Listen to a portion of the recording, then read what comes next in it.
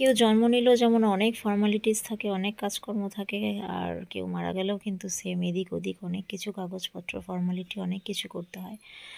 So hello friends, আমি সীমা চলে আসলাম একটা ছোট্ট ভিডিও নিয়ে। দীপসীমা চ্যানেলে তোমাদের অনেক অনেক স্বাগত জানাই।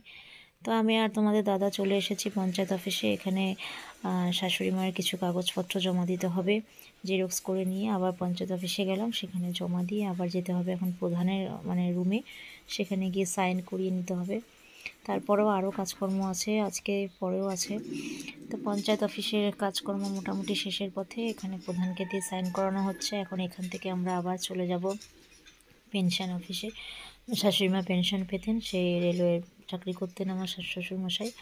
তা আমরা দেখো চলে এসেছি এবার পোস্ট অফিসে। এখান থেকে পেনশন তোলা হয়, তার জন্য এখানে জানতে আসলো যে কি করতে হবে, সারেন্ডার করতে হলে আবার নেক্সট দিন আসতে হবে।